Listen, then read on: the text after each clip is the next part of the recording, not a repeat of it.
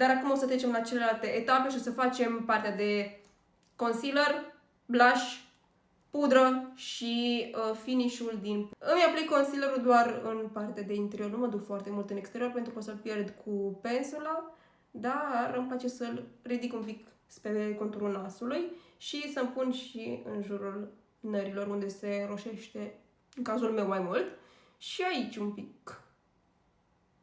Se pare că e o umbră acolo care nu-mi place.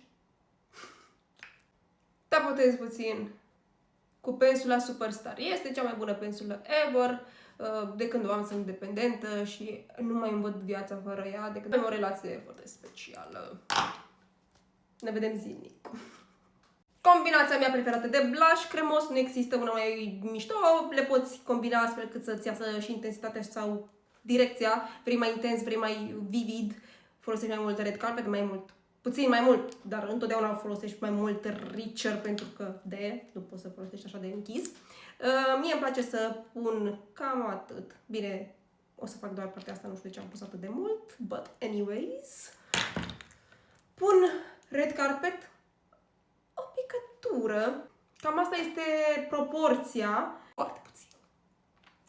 Și voi amesteca foarte bine până obțin o nuanță superbă de roz. Iau prin tapotare, evident, și aplic unde vreau să am și mai multă intensitate.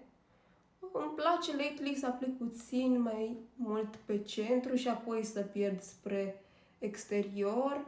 Nu-mi doresc atât de mult lifting, dar dacă vreți lifting, aplicați puțin mai sus spre tâmplă. Și ce este foarte tare este că puteți face și un ombre cu acest blush. Hai să facem, dacă tot vorbesc, eu vorbesc și nu arăt, nu? Amestec. Evident, mai intensă, iau puțin și aplic în partea superioară. Ca să nu par nebună, îmi aplic puțin și pe frunte, ca o trecere între partea de conturi și centru. Și pe nas în centru. Dacă vi se pare prea intens, veniți cu pensula cu fond de ten peste. Difuzăm și zona de concealer, dar să nu acoperim blush-ul. Pentru pudră o să folosesc pensula Touch Me. Este o pensulă din păr sintetic, foarte fin și este plată. Ajută foarte mult în aplicarea pudrei pe zonele foarte mici și restrânse și mai greu de accesibile, basically.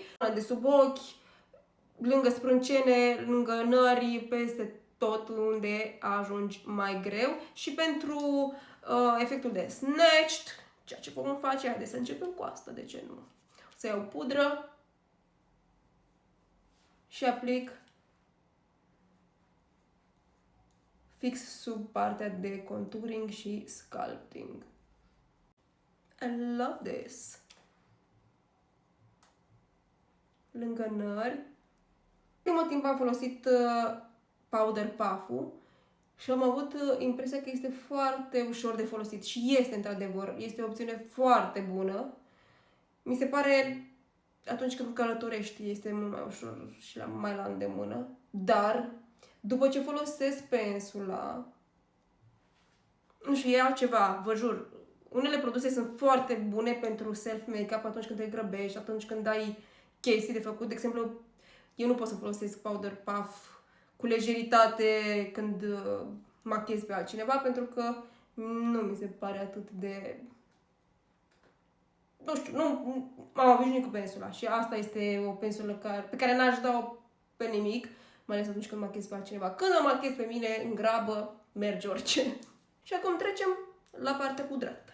Folosesc bronzerul Sidefat pe exterior într-un strat foarte subțire, completez după cu partea de mată și apoi blush-ul și highlighterul. Dar acum, având deja o bază concretă, o nuanță, o umbră, e mult mai ușor și aplic peste. Iar acum vin cu blush-ul Sidefat pe care îl aplic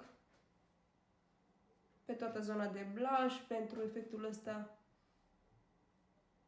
superb. Paleta foarte fină de iluminator care să lumineze foarte soft, să fie foarte fin și cu Gold Digger, Silverstone sau holographic să aplici peste sparkling-ul. Le avem aici, cred că o să folosesc holographic. Dar nu înainte să folosesc bubblegum. Pentru că bubblegum este produsul care dă puțin mai multă viață, arată foarte bine și este suficient atât, doar atât, uneori. Dar mie îmi place să fie puțin mai vibrant și o să aplic puțin bubblegum și apoi tapotez. O să iau nuanța de highlighter din paleta Face Palette pentru năsuc. Și nuanța holographic pe pomete. Mie îmi place foarte mult efectul aerisit al acestui tip de produs, dar să nu fie foarte opac și saturat. Vreau să fie aerisit. Și atunci iau pensulă mare, aceasta este pensula Powder Power, și aplic așa. Adorez.